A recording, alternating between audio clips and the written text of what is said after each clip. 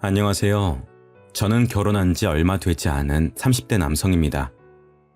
제 아내는 해외 유학파입니다.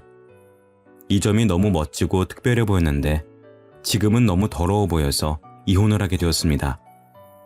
무슨 이유 때문에 그런지 궁금하신 분들은 제 사연을 끝까지 봐주시길 바랍니다. 저랑 아내는 수영교실에서 만났습니다. 같은 시간대 수업을 들으면서 굴곡진 몸매로 제 눈길을 사로잡았죠. 몸매뿐만 아니라 화려한 수영복도 시선을 끌었습니다. 보통 수업을 들으러 오면 무난한 디자인을 많이 입고 오는데 아내는 누구나 뒤돌아볼 원색의 디자인을 입고 왔거든요. 정열적인 레드와 눈이 부실 만큼의 형광 초록색 패턴의 수영복이었습니다. 안 그래도 눈에 띄는 사람인데 그런 수영복을 입고 다니니 수영교실 회원들이 전부 다 기억하고 있더군요. 아내가 수업을 빠지는 날이면 그분은 안 온 거냐고 서로 물었습니다.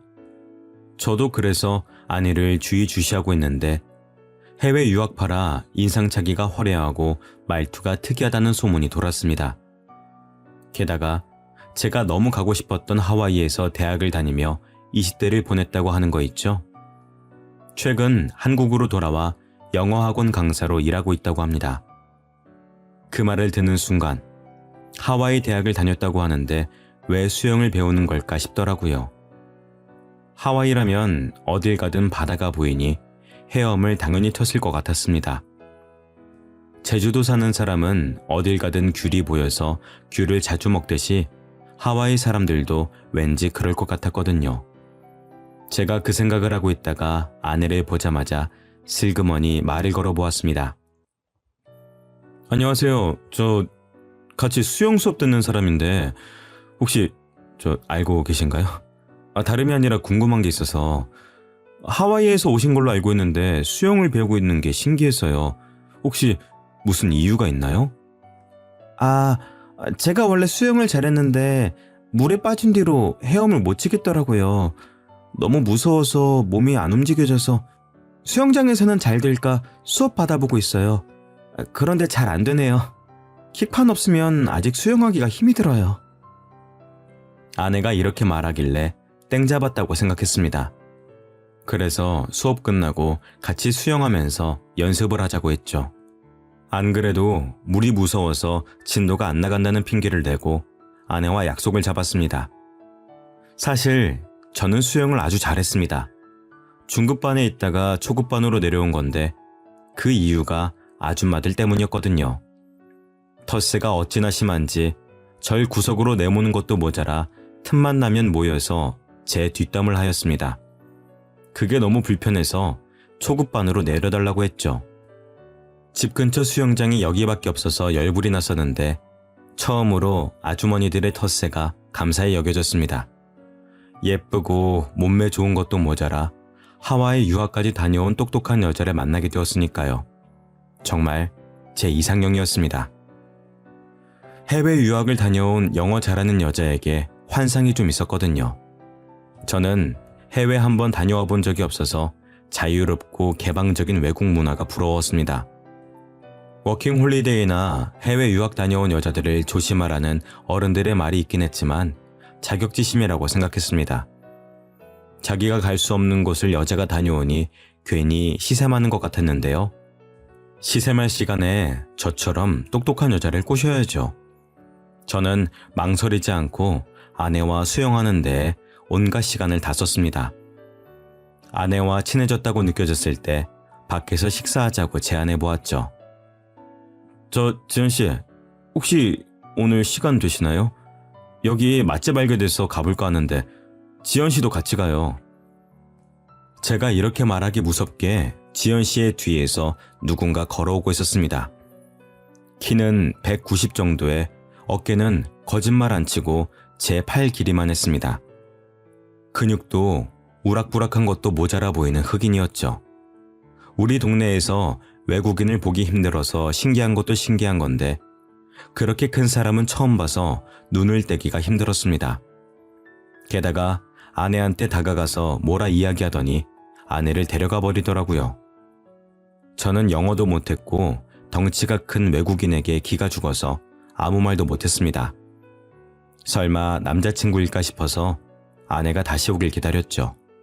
아내에게 남친이 있다는 말을 들으면 그날 바로 끊어놓았던 수영 강습비를 환불하려고 했습니다. 남친이 있냐는 질문부터 하는 거였는데 너무 창피하더군요. 제가 쪼그려 앉아 애초롭게 기다리고 있으니 아내가 멀리서 저를 보고 다가왔습니다. 어머, 동구씨, 지금까지 기다리고 계신 거예요? 오래 기다리셨죠? 아까 뭐라 하신 거예요? 맛집 같이 가자고 하신 것 같은데. 그게 같이 식사하려고 했는데 남자친구 있으시면 실례인 것 같아서요. 혹시 아까 그분 남자친구분이실까요? 네? 그런 거 아니에요. 그냥 친구인데 오늘 잠깐 제 얼굴 보고 간다고 했거든요. 갑자기 미국으로 간다고 하길래 잘 다녀오라는 말만 했어요. 저는 또 남자친구분인 줄 알고 강습비 환불할 뻔했어요. 고백도 못하고 차인 기분이라. 그럼 식사 같이 하실까요? 저 지연 씨랑 밥 먹으려고 기다리고 있었는데. 네, 당연하죠. 못 파는 데예요? 동구 씨는 가본 곳이에요? 이렇게 아내와 식사 자리를 갖고 급격하게 친해지게 되었습니다. 간단하게 국수를 먹고 2차로 삼겹살에 소주를 먹으러 갔거든요. 역시 술이 들어가니 창피해서 못했던 말들이 우수수 나왔습니다. 첫눈에 반했다느니, 해외 유학 다녀온 여자가 이상형이라느니, 술에 취해 별별 소리를 다 했죠. 저희 아내는 술이 어찌나 센지 제가 취해서 필름이 끊길 때까지 멀쩡했습니다. 정신을 차려보니 눈앞에 낯선 천장이 보이더군요. 설마 했는데 아내가 자기 집까지 데려온 것이었습니다. 제가 놀라서 벌떡 일어나니까 아내가 배시시 웃으며 말하였습니다. 일어났어? 그렇게 술이 약하면서 왜 빨리 마셨어? 천천히 좀 마시지. 어제 일 기억나긴 해? 내가 어디 사냐고 물어봐도 말을 안 해줘서 데려왔어. 죄송해요. 이제 막 친해졌는데 이런 실수를 하고. 앞으로 이런 일 없을 거예요. 지연 씨랑 너무 친해지고 싶어서 그랬어요. 뭐야, 하나도 기억 못하나 보네? 우리 말 놓기로 했잖아. 우리 동갑이니까 얼른 놓자고 한 사람이 누군데? 아내는 이런 상황이 놀랍지도 않은지 까르륵 웃음을 터뜨렸습니다. 하긴 외국에서는 파티도 많이 하고 친구들이랑 같이 자는 일이 흔할 테니까요. 여유로워 보이는 아내의 모습에 저는 또 마음이 갔습니다. 제가 못 해본 경험을 아내는 많이 해봤을 것 같더라고요. 아내가 해장해야 한다며 유학 갔을 때 많이 해먹었다는 라자냐도 만들어 주었습니다. 라자냐라는 음식을 처음 먹어봤는데 좀 느끼하긴 해도 해장이 되는 기분이었죠. 아마 아내가 해준 음식이고 아내랑 같이 있어서인 것 같았습니다. 그 뒤로 아내가 라자냐를 해주는 일이 많아졌습니다. 수영 강습이 끝나면 따로 만나서 수영을 잠깐 하고 술을 마시러 갔으니까요. 그리고 자연스럽게 아내 집으로 가서 데이트를 하다 보니 정식으로 만나자는 말 없이 사이가 깊어지게 되었습니다.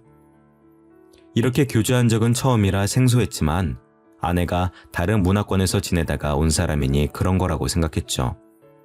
1년 정도 교제하고 나니 아내에 대한 마음이 깊어져서 결혼 이야기를 꺼내고 싶어졌습니다. 아내도 결혼 생각이 아예 없는 건 아닌 것 같더라고요.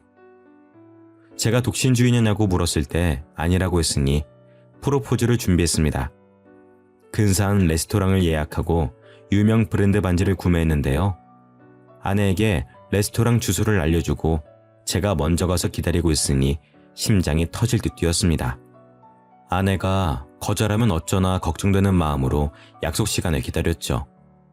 그런데 아내는 제가 보낸 레스토랑을 확인하지 않았는지 평소처럼 편안한 옷차림이었습니다. 다른 손님들은 다 캐주얼한 정장을 입고 있는데 아내만 티셔츠에 청바지를 입고 있더라고요. 정말 서운했지만 정장을 차려입은 저를 본 아내의 반응이 더 실망스러웠습니다. 당신 뭐야? 진짜 웃기다. 나 만나고 어디 가는 거야? 어디 가는 게 아니라 당신 만나려고 이렇게 차려입은 거잖아. 왜? 설마 프로포즈라도 하려고? 여러분도 그때 아내의 표정을 보셨어야 합니다. 농담이라도 하는 것처럼 푹 하고 웃음을 터뜨리더니 제 표정이 굳으니까 갑자기 미안해 하더라고요. 그제야 제가 프로포즈할 거라는 사실을 눈치챘나 봅니다. 갑자기 울상을 지으며 제 팔을 붙잡더군요. 아니, 말을 하지 그랬어. 난 그것도 모르고 이렇게 왔네. 우리가 진짜 결혼을 약속하고 만난 사이도 아니고 내가 말 안 하면 어떻게 알아? 결혼을 약속하고 만난 사이가 아니라니? 그럼 나만 진지했어? 설마 당신은 나 가볍게 만날 생각이었던 거야? 설마 난 그런 생각 없었어. 나도 당신이랑 결혼하고 싶었어. 그런데 하와이 사람들은 약혼하고 보통 결혼 준비하니까 그랬지. 한국에서 산 시간보다 하와이에서 산 시간이 많아서 헷갈렸나 봐. 미안해, 자기. 아내가 문화 차이 때문에 그런 거라고 하니 이해하려고 노력했습니다. 저도 더 이상 서운해하지 않고 준비한 대로 반지를 건네주었죠. 결혼하자는 프로포즈를 하니 아내가 바로 받아들이며 정말 고맙다고 해주었습니다. 고민도 않고 바로 결혼하자고 하니 정말 아내다운 결정이었는데요. 저희 결혼 준비 과정도 시원시원했습니다. 굳이 돈 많이 쓸 필요 없다고 작은 결혼식에서 조촐하게 식을 올리기로 하였습니다. 화려한 결혼식은 아니었지만 아내는 굉장히 행복해하고 만족스러워 하더라고요. 이런 말하면 문매를 맞을 것 같아서 말 안 하려고 했지만 해야겠습니다. 한국 여자들이랑 다른 느낌이었거든요. 외국물을 먹어서 그런지 사치에 별 신경을 쓰지 않고 저와 함께 해주었습니다. 결혼 준비도 반반, 집도 반반. 연애할 때도 느꼈지만 모든 게 더치페이였습니다. 덕분에 아내를 향한 마음이 더 커졌죠. 하지만 역시 결혼은 집안과 집안끼리 하는 것이라 그런지 이런 아내의 눈에 눈물을 흘리게 만들어버렸습니다. 저희 엄마가 상견례 자리가 끝나고 저를 따로 불러서 결혼을 반대한다는 거 있죠. 어떤 여자랑 결혼해도 좋을 것 같다던 엄마가 아내의 유학 사실을 알게 된 뒤로 한 반대였습니다. 지연이 해외 유학 다녀왔다며.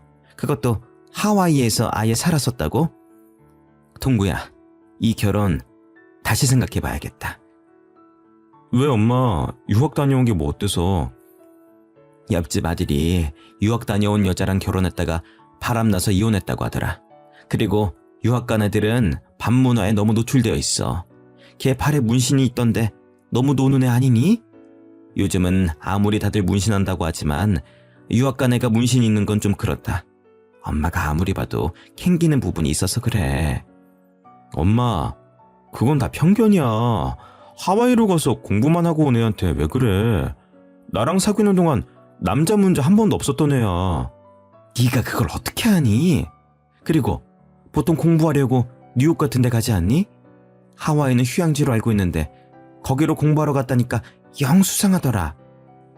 처음에는 참 착하고 똑부러진 것 같다고 돈도 반반씩 하자고 해서 좋다고 할 때는 언제고 왜 이러는 건데. 내가 지연이 놓치면 좋은 여자 만날 수 있을 것 같아? 나같이 애매하게 벌고 애매하게 생긴 놈이 그것 때문에 결혼 파토 내면은 내 인생도 끝장이야. 평생 혼자 남을 수도 있다고. 동구야, 이러지 말고 차분하게 생각해봐라. 우리 집안이 해외 유학 보낼 수 있는 집안이랑 급이 맞겠니? 예전에도 이상한 것에 꽂히면 하루 온종일 그것만 이야기하더니 이번에는 아내의 유학 사실에 꽂힌 모양이었습니다. 엄마가 끝까지 아내와 결혼을 다시 생각해보라고 하길래 호적에서 파라고 했죠. 단지 하와이에서 공부하고 왔다는 이유 하나만으로 결혼을 반대하는 엄마가 이해가 되지 않았습니다. 진짜로 제가 그 뒤로 연락을 끊어버리니까 엄마가 하는 수 없이 결혼을 하라고 하더군요. 겨우 아내와 결혼에 꼴이 나게 되니 아내를 향한 마음이 더 애틋해졌습니다. 이런 사람과 평생을 함께하고 싶어 해서 그런지 아이도 금방 생겼죠. 신혼여행 때 딸아이가 생겨서 이름도 아내 이름과 비슷한 지유라고 지었습니다. 하지만 지유가 생기면서 큰 문제가 생겼습니다. 아내도 모 영어학원에서 강사로 일을 하다가 그만둘 만큼 배가 불러오고 있었거든요. 저는 또 회사를 다니고 있었고 지방 출장이 잦은 영업직이라 아내를 봐줄 사람이 필요했습니다. 이 무렵부터 장모님이 저희 집에 와주셔서 집안일을 도와주셨는데요. 친정과 저희 집이 가까워서 왔다 갔다 하겠다고 하시던데 아내의 몸이 점점 더 무거워지면서 아예 자고 가시는 일이 잦아졌습니다. 어쩌다 보니 장모님과 반동거를 하게 된 것이죠. 장모님이 처음에는 안 그러시더니 제가 편해지셨는지 잔소리가 많아지셨습니다. 제가 퇴근하고 방 안에 누워있는데 무턱대고 문을 열고 들어오시더라고요. 장서방, 도대체 언제까지 누워만 있으려고 그래? 퇴근하고 돌아왔으면 집안일 좀 하고 그래야지. 내가 언제까지 다 해줘야 하는지 모르겠다. 우리 딸애도 그래. 몸 무겁다고 집안일 할 생각이 전혀 없어 보여. 힘들다고 징징댈 거면 애가찌를 말아야지. 아잉. 장모님 죄송해요. 지금이라도 집안일 할게요. 뭐부터 하면 될까요? 제가 벌떡 일어나 청소기라도 돌리려고 움직이는데 장모님은 듣지도 않으셨습니다. 마음이 많이 상하셨는지 갑자기 아내가 있는 방 안으로 들어가 뭐라 말씀하고 있길래 귀를 기울였는데요. 처음에는 뭐라 하는지 하나도 안 들렸는데 장모님이 흥분하셨는지 목소리가 점점 커져서 또렷하게 들려왔습니다. 이럴 거면 왜 한국 왔니? 한국 남자는 좀 다를 것 같다고 와놓고, 이게 뭔데? 엄마가 볼 때는 제이크가 100배 낫더라. 엄마 조용히 좀 해. 그러다가 남편이 들으면 어쩌려고 그래. 너무 안타까워서 그런다. 안타까워서. 응? 제이크가 나한테 얼마나 잘해줬는지 아니? 걔는 퇴근하고 와서 나 고생한다고 어깨 주물러주고 밥도 해주던 애야. 그런데 정서방 그놈은 도대체 뭐하는 애니? 다중하기를 해. 돈을 잘 벌어오기를 해. 이름도 없는 중소기업 다니는 놈한테 뭐하러 시집을 가서? 아휴. 엄마 그만해. 여기서 남편 회사 이야기는 왜 나와? 제이크는 명문대학 나와서 구글에서 일했잖아. 엄마 친구들도 구글이 어떤 곳인지는 안다. 삼성보다 큰 대기업 아니니 대기업? 걔 아직도 구글에서 일한다고 하지 않았니? 지금이라도 다시 만나볼 생각 없어? 없다니까 왜 그래? 제이크 그놈 착한 애 아니야. 아주 쓰레기라고. 쓰레기는 무슨. 아휴. 네가 한국으로 온다고 하니까 걔가 실망해서 잠깐 한눈 판 거 아니야. 나라도 그러겠다. 그리고 네 뱃속에 있는 애기 정서방 애기 맞니? 제이크 애기면 어쩌려고 그래? 제이크가 흑인이라서 싫다고 할 때는 언제고 왜 자꾸 제이크 이야기 꺼내는데? 이제 제이크랑 끝났어. 우리 애는 남편에게 확실하니까 그만 좀 해. 장모님이 도대체 무슨 말씀을 하시는 걸까요? 아내 뱃속에 있는 아기가 제 아기가 아닐 수도 있다는 말에 심장이 빠르게 뛰기 시작했습니다. 때마침 아내도 발소리를 내며 나오려고 하길래 모르는 척 청소기를 붙잡았죠. 제가 청소를 하는 척 연기를 하는데 아내가 눈물을 흘렸습니다. 왜 우냐고 물어봐도 이야기를 안 해주더라고요. 저는 아내의 전 남자친구가 흑인이어도 괜찮았습니다. 저도 예전에 사귄 여자친구가 없는 것도 아니고 누구나 옛 연인은 있는 거니까요. 아내 뱃속에 있는 아기가 제 아이면 되는 것이었습니다. 그러다 아내 배가 점점 불러오면서 입덧이 찾아오게 되었습니다. 아내가 먹덧을 하면서 히스테릭이 점점 심해지기 시작했죠. 뭐라도 안 먹으면 헛구역질이 나온다는 이유 하나만으로 집에 있는 모든 음식을 다 먹는 것도 모자라 생활비를 거덜냈습니다. 장을 봐서 오는 것도 아니고 핸드폰으로 주문해서 과자와 아이스크림, 인스턴트 음식으로 배를 채웠죠. 제가 좀 먹으려고 살펴보면 아내가 다 먹고 없었죠. 식비를 좀 줄이자고 눈치를 주거나 한 입만 달라고 하면 아내의 눈빛이 확 달라졌습니다. 나 먹덧 하는 거 알고 있잖아. 내가 먹는 게 그렇게 아까워? 임신해서 이러는 거 아니까 조금만 참아주면 안 돼? 나도 이러기 싫어. 안 그래도 살이 너무 쪄서 우울하단 말이야. 아내의 말대로 아내는 임신 전부터 20kg 가까이 더 쪄 있었습니다. 탄탄하고 멋진 몸매가 점점 커지고 둥글둥글해지다 못해 굴러갈 것 같더군요. 제가 조금이라도 먹지를 못하게 하거나 먹는 걸로 잔소리하면 소리를 지르기 일쑤였습니다. 그만 좀 해. 우리 지유가 듣는다고. 우리 지유가 배고프다는데 자꾸 그럴래?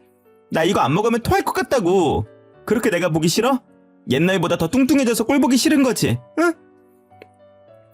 아니야 여보, 나는 당신 건강 망가질까봐 그러지. 내가 책에서 봤는데 임신 중에 체중이 너무 늘면 아기는 물론 산모한테도 안 좋대. 그러니까 우리 건강한 음식만 먹으면서 지우 나오길 기다리자, 응? 싫어. 지우가 피자 먹고 싶대. 샐러드 같은 거 너무 먹기 싫대. 아내가 날이 갈수록 먹을 거에 예민해지더라고요. 조금만 식단 조절을 하려고 하면 신경질을 부렸습니다. 물론 저도 먹덧을 하면 자꾸만 헛구역질이 나오고 속이 더부룩한 건 알고 있었습니다. 하지만 아내는 먹덧을 넘어서서 먹을 것에 너무나도 집착하게 되었습니다. 하루는 장모님, 저, 아내, 셋이서 치킨을 먹는 날이 있었는데요. 평소처럼 장모님과 아내에게 다리 하나씩을 나누어주고 닭가슴살을 먹는데 웬일로 오늘은 닭다리가 하나 더 있더군요. 그래서 제가 집어먹었습니다. 그런데 아내가 그 모습을 보고 눈을 부라리며 어떻게 그럴 수 있냐고 하는 거 있죠? 원래 닭다리는 내 거잖아. 엄마한테 하나 양보하라고 해서 내가 양보도 해줬는데 어떻게 자기가 홀라당 먹어버릴 수 있어? 당신은 양심도 없어? 나는 홀몸이 아니잖아. 당연히 당신이 양보해줘야 하는 거 아니야? 아니, 당신 지금 닭다리 다 먹지도 않았잖아. 나도 다리 좀 먹자. 당신 임신한 후로 한 번도 안 먹어봤어. 나도 퍽퍽살 싫어하고 다리살 좋아한다고. 우리 지유가 먹고 싶대. 원래 다리살이 제일 맛있는 거 알잖아. 아빠가 돼가지고 딸한테 양보해야지. 자기가 홀라당 다 먹어버려? 여보, 임신 전에는 안 그러더니 요즘 왜 그래? 왜 이렇게 먹을 것에 집착하냐고. 내가 언제 못 먹게 했어? 아내 뱃속에 애도 있고 장모님 앞이기도 해서 되도록 참으려고 했습니다. 하지만 그동안 쌓인 게 많이 있어서 저도 터지고 말았는데요. 제 편을 들어주실 줄 알았던 장모님께서 오히려 제게 화를 냈습니다. 청서방, 아예 먹지 말라는 것도 아니고 다리살 하나 양보 못해? 그렇게 먹고 싶으면은 내 거 먹어. 나 참, 딸 남편이란 놈이 먹을 것 가지고. 장모님도 보셨잖아요. 먹을 거 앞에서 자기만 생각하는 거. 저번에 불고기랑 냉면 먹을 때 자기가 불고기 다 먹어놓고 나한테 다시 사오라고 짜증냈던 거 기억 안 나세요? 저는 그때는 참았어요. 그런데 장모님께서도 그렇게 말씀하시면 어떡해요? 원래 임신하면은 예민해지고 그러는 거야. 내가 누누이 말했는데 아직까지 이러면 어떡해? 못 배운 놈이라 그런지 말귀도 못 알아듣네. 못 배운 놈이라니. 장모님께서 제 콤플렉스를 알고 하는 말이었습니다. 제가 충격을 받아서 아무 말도 못하고 있으니 아내가 제 접시에 있는 닭다리를 가져다가 먹더군요. 그렇게 딸이 귀하면 자기 닭다리를 내어줄 것이지 저한테만 뭐라 하는 장모님이 이해가 되지 않았습니다. 괜히 험한 말이 나올까봐 자리에서 일어서니 장모님이 저를 향해 소리를 지르셨습니다. 내가 아직 식사하고 있는데 어딜 가? 내가 자리 뜰 때까지 있어야지. 자네 부모님은 그것도 안 가르쳤나? 그런 말씀하지 마세요. 제가 대학은 못 갔어도 부모님께서 교육은 잘 시켜주셨거든요. 장모님, 갈수록 말이 심해지시는 거 아세요? 처음에는 안 그러셨잖아요. 저한테 갑자기 왜 이러시는데요? 왜 그러긴? 보면 볼수록 밉상이나 그런다. 입만 열어도 멍청하게 느껴져서 무슨 대화를 할 수가 있어야지. 우리 딸도 그래서 점점 짜증이 많아지고 있는 거야. 너한테 말을 못하고 있는데 같이 살면 살수록 실망스럽다고 하더라. 제가 뭘 했다고 그러세요? 여보, 말해봐. 뭐가 그렇게 실망스러운데? 됐다. 괜히 내 딸한테 뭐라 하지 마라. 지연아, 이리로 와. 방해가 있자. 제가 아내에게 이유를 캐물으려고 하니까 장모님이 아내를 데리고 가버리더라고요. 이때부터 확실하게 아내와 사이가 멀어지고 있다고 느꼈습니다. 아내와 장모님이 같이 있는 시간이 늘어나면 늘어날수록 아내가 제게 적대적으로 변하더군요. 진짜로 아내 뱃속에 있는 아기가 제 아기가 아닌 걸까요? 어쩌면 제이크라는 흑인 남자의 아기일 것 같아서 불길한 예감이 들었습니다. 그래서 아내도 날이 갈수록 예민해져서 예전 같지 않은 걸까 싶었습니다. 뱃속에 있는 아기가 남의 아기라고 물을 수도 없고 아내와의 관계 때문에 정말 고민이 많았습니다. 무턱대고 직구를 날렸다가 아내와 이혼하게 되면 정말 끔찍할 것 같았죠. 그만큼 아내를 사랑했습니다. 아내가 솔직하게 털어놓아 준다면 이혼할 생각도 없었습니다. 아내를 정말 사랑하지만 내가 흑인 아기를 잘 키울 수 있을까? 아내가 어디서부터 날 속인 걸까 생각하면 생각할수록 괴로워져서 잠을 못 잤습니다. 덕분에 회사에서도 집중이 안 돼서 여러 번 혼났을 정도였으니까요. 이제는 아내에게 진실을 알아내서 사과를 받아내든 오해를 풀든 해야 할 것 같았습니다. 그래서 그날 바로 퇴근하는 길에 아내가 좋아하는 회와 무알코올 맥주를 사갔습니다. 연애할 때부터 회랑 소주를 좋아했으니까요. 임신한 몸이라 소주는 못 먹지만 무알코올 맥주는 괜찮을 거라고 생각했습니다. 이거면 아내와 함께 서로의 속마음을 허심탄회하게 털어놓을 수 있을 것 같았죠. 그런데 제가 집으로 들어가니 장모님께서 저를 반기시기는커녕 바로 봉투 안을 보더군요. 회와 맥주를 사간 봉투를 보자마자 장모님이 저를 노려보셨습니다. 정서방, 이게 뭐야? 응? 설마 혼자 먹으려고 사온 거야? 우리 딸이 먹고 싶어도 못 먹고 있는데 이걸 사오면 어떡해? 혼자 먹으려고 사온 게 아니고 지연이랑 같이 먹으려고 사왔어요. 이거 진짜 술 아니고 가짜 술이에요. 무알코올이라 임산부도 먹을 수 있대요. 세상에, 그런 술이 어딨어? 알코올 조금이라도 들어가면 임산부 큰일 나는 거 몰라? 남편이라는 작자가 이렇게 생각이 없으니까 우리 지연이 몸이 아프지? 지연이 몸이 아파요? 어디가 아픈데요?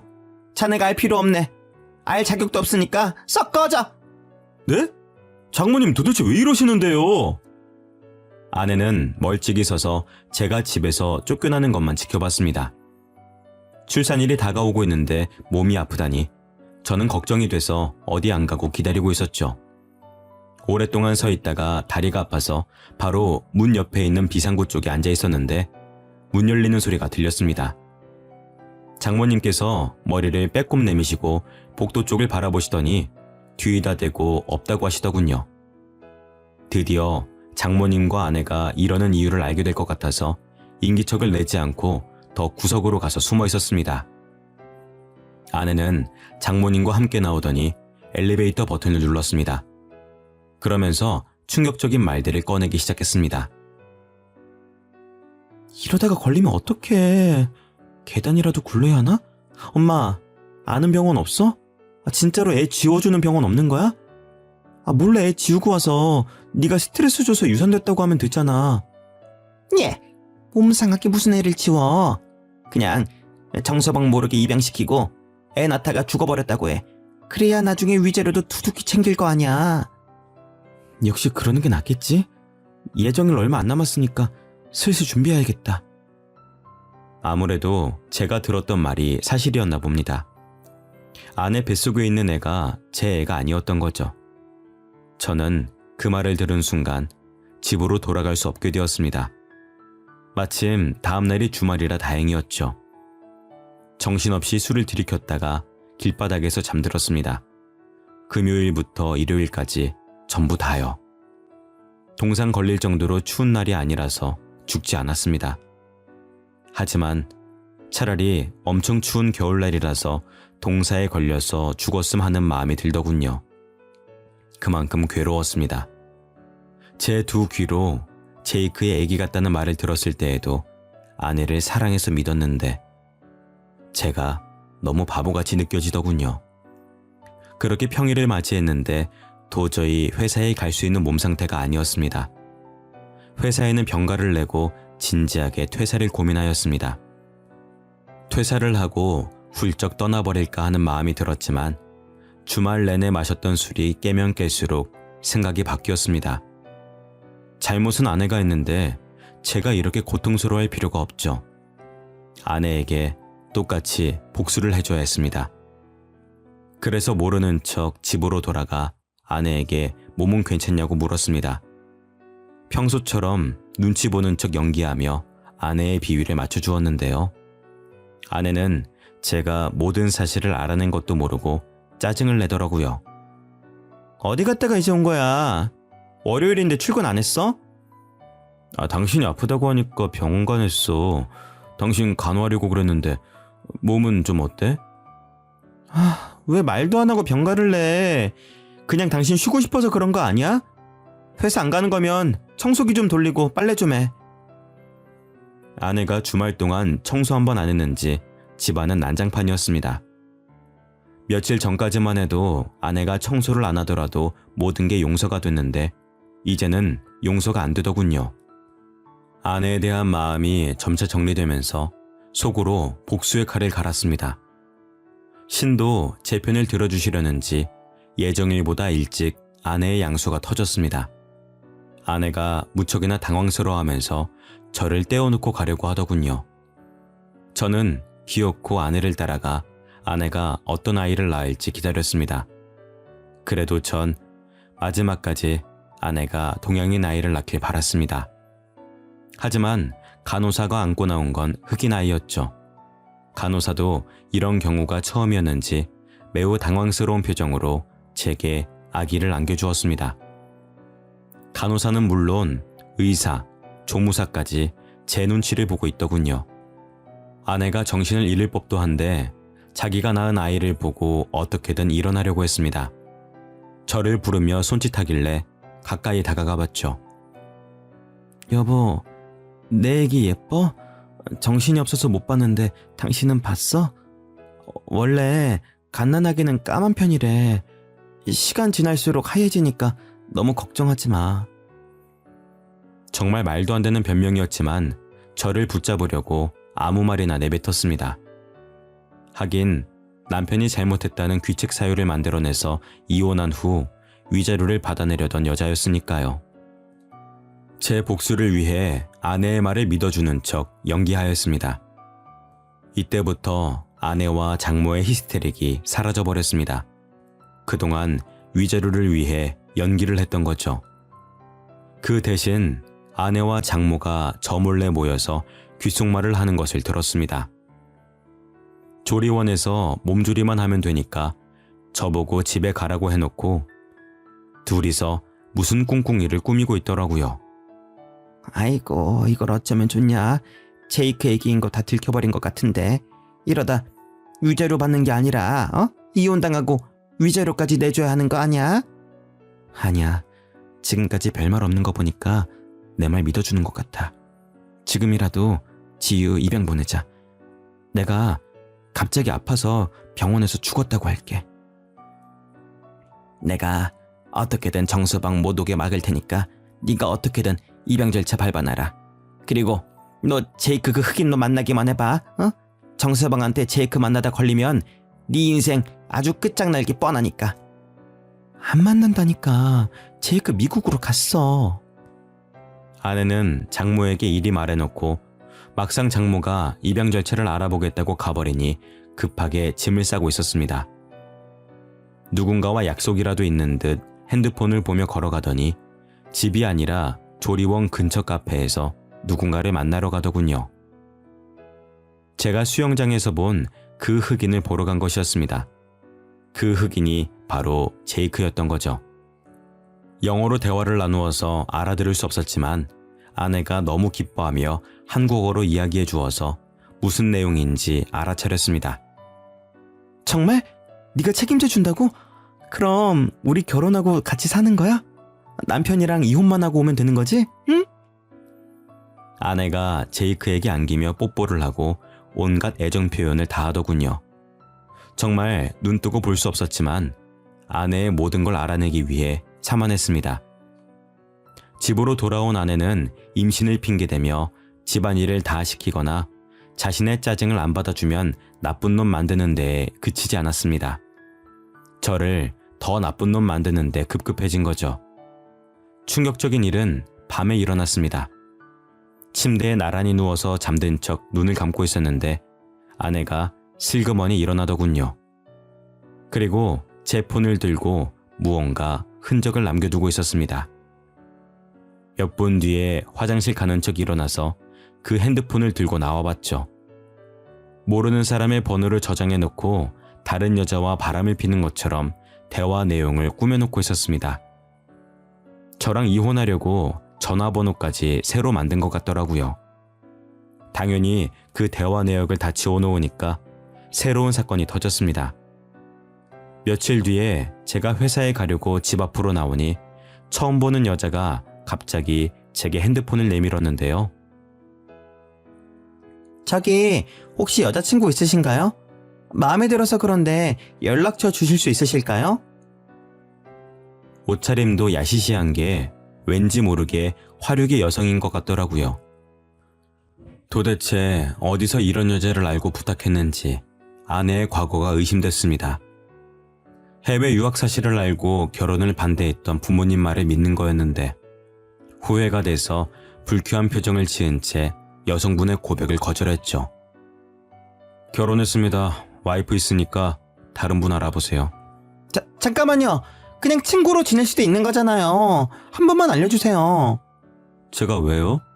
따라오지 마세요. 경찰 부를 겁니다. 뭐 이딴 게 다 있어? 번호 주는 게 그렇게 어려워요? 여자가 끝까지 따라오길래 겨우 떼어놓고 차에 올라탔습니다. 여자가 번호를 따는 것도 드문 일인데 이렇게 집요하게 따라오다니 의심이 들 수밖에 없더군요. 아내가 사람을 쓴 것 같아서 차를 다른 데에 대고 기다려보았습니다. 진짜로 아내가 밖으로 나오더니 여자에게 돈을 쥐어주었는데요. 그 모습을 핸드폰으로 모두 다 촬영해 놓았습니다. 그리고 아내가 지유를 입양 보내기 전에 유전자 검사를 다 해놔야 되겠다고 느꼈죠. 그날부로 유전자 검사할 수 있는 곳을 다 알아보고 비용도 체크해 놨습니다. 그동안 안 쓰고 모아두었던 연체까지 쓰며 아내를 쫓아다녔죠. 아내는 제이크를 하루도 빼놓지 않고 만나서 아내가 입고 나간 옷을 매일 찍찍이로 흑인 머리카락이 묻어있지는 않을까 체크했습니다. 덕분에 머리카락을 빠르게 채취해낼 수 있었죠. 유전자 검사만 한 게 아니라 아내가 제이크라는 흑인 남자를 만나고 다닌 증거를 사진 찍어 두었습니다. 유전자 검사 결과도 나오고 아내가 흑인 남성을 만나고 있다는 증거가 충분하다고 생각한 날이었습니다. 기가 막히게도 아내는 그날 흑인을 만나러 갔습니다. 손을 꼭 잡고 숙박업소로 들어가려고 하길래 그 앞을 막아섰죠. 아내는 제게 미안해하거나 창피해하기는커녕 버럭 소리를 지르기 시작했습니다. 뭐야? 당신이 왜 여기 있어? 설마 나 따라다닌 거야? 당신 뭐 의처증 뭐 그런 거야? 스토커도 아닌데 왜 따라온 건데? 당신이 의심스러우니까 그러지. 처음부터 위자료 노리고 나한테 접근한 거지? 그게 아니면 나한테 접근해놓고 보니까 이 자식이 임신한 거 알아차린 거야? 지금 뭐라는 거야? 내가 지금 꽃뱀짓 했다는 거야? 난 당신한테 그런 짓 한 적 없어. 제이크는 그냥 내 친구라고. 당신은 친구랑 그런 짓 해? 그래서 흑인 애가 생긴 거잖아. 제이크랑 결혼하지. 왜 나랑 결혼했어? 날 왜 속였냐고! 그동안 참아온 분노와 배신감에 소리를 질러대니까 아내가 놀라더군요. 하긴 아내 앞에서 이렇게 화를 낸 건 처음이었습니다. 아내를 사랑하는 마음에 늘 인내심으로 견뎌왔으니까요. 아내가 제이크 손을 잡고 무서워하는데 정말 어이가 없더라고요. 그래서 가방에 넣어둔 사진을 꺼내서 보여주었습니다. 당신이 저 흑인 놈이랑 데이트하는 사진 맨날 찍어놨거든? 응? 증거가 이렇게 많이 모이더라. 이뿐인 줄 알아? 지유랑 제이크랑 유전자가 일치한다는 증거도 잡아냈어. 유전자 서류 복사본을 아내 얼굴에 집어 던지니까 그제야 아내가 부들부들 떨더군요. 그러다 닭똥 같은 눈물을 뚝뚝 흘리며 불쌍한 척을 하였습니다. 여보, 나는 그러려고 그런 게 아니라 내가 이 자식한테 당한 거야. 억지로 당해서 임신하게 된 거라고. 내가 사랑하는 건 제이크가 아니라 당신이야. 내가 그 말을 믿을 것 같아? 처음부터 끝까지 거짓말만 하는 사람이랑 지낼 생각 없어. 우리 이혼하자. 난 당신이랑 이혼할 준비 다 끝냈어. 아니야. 내 말 좀 믿어달라니까? 난 피해자야. 아내가 끝까지 거짓말을 하길래 흑인이랑 잘 먹고 잘 살라고 버려두고 왔죠. 그 뒤로도 아내가 제 회사로 찾아와 제발 봐달라고 빌었지만 이혼 소송을 진행 중입니다.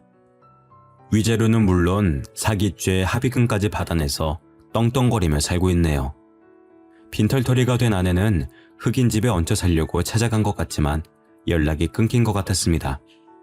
다시 저를 찾아와서는 제발 자기랑 만나달라고 하더라고요. 자기야, 나 제이크한테 배신당했어. 지우 키워주겠다고 해놓고 미국으로 도망가 버렸다고. 그러니까 우리 다시 합치자. 응?